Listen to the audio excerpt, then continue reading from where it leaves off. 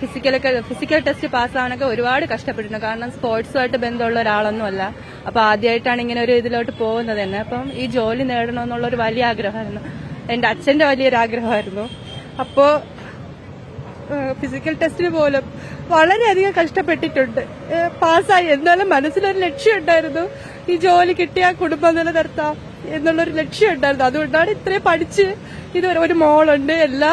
എല്ലാ പ്രശ്നങ്ങൾക്കിടയിലും പഠിച്ച് ഇതുവരെ വന്നത് ഈ ഒരു ജോലി ലക്ഷ്യം വെച്ചിട്ട്. അതുകൊണ്ടാണ് ഇങ്ങനെ ഒരു റാങ്ക് തന്നെ എനിക്ക് നേടാൻ പറ്റിയത്.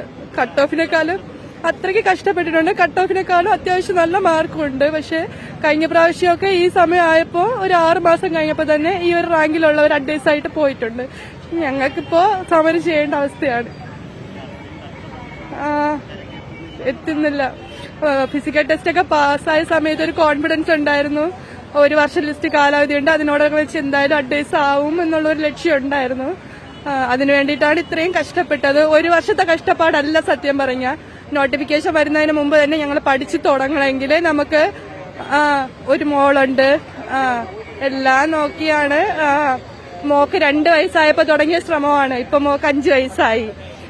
ഫിസിക്കൽ ടെസ്റ്റിന് മുന്നേ തന്നെ നമ്മൾ ഒരുപാട് സ്പെഷ്യൽ ടോപ്പിക് ഒക്കെ കവർ ചെയ്യാനുണ്ടെങ്കിൽ ഞങ്ങൾക്ക് 20 മാർക്കാണ് സ്പെഷ്യൽ ടോപ്പിക്. അത് കവർ ചെയ്താലേ നമുക്ക് ഒരുവിധം പിടിച്ചു നിൽക്കാൻ പറ്റുള്ളൂ. ഇതെല്ലാം കഴിഞ്ഞ് കടമ്പ വന്നിട്ടും ഞങ്ങൾക്ക് ജോലിയില്ലാത്തൊരവസ്ഥ. അത് വളരെ ദയനീയമാണ്. അച്ഛന്റെ ആഗ്രഹമാണ് മോളൊരു പോലീസായി കാണണമെന്നുള്ളത്. അപ്പോ കഴിഞ്ഞ പോലീസിന് എനിക്ക് സപ്ലിയിലായിപ്പോയി. അതുകൊണ്ട് വലിയ പ്രതീക്ഷയില്ലായിരുന്നു. അതുകൊണ്ട് ഇത് നന്നായിട്ടിരുന്ന് പഠിച്ചിട്ടുണ്ടായിരുന്നു. ഇനി എന്താ ചെയ്യേണ്ടതെന്ന് അറിയില്ല. ഇനി വെറും 19-ാം തീയതി ലിസ്റ്റ് അവസാനിക്കുകയാണ്. ഞങ്ങൾ സർക്കാർ ഞങ്ങളെ കണ്ണീര് കണ്ടാല് ഇവിടെ എല്ലാം ഇരിക്കുന്നവർക്കും പലർക്കും പല പ്രശ്നങ്ങളുള്ളവരാ. പാവപ്പെട്ട വീട്ടിൽ നിന്ന് വരുന്നവര്, ക്യാൻസർ പേഷ്യൻസിന്റെ മക്കള്, ആൻജിയോഗ്രാം ചെയ്യുന്നവര്, ഗർഭിണികള്, പല പ്രശ്നങ്ങളുള്ളവരാ.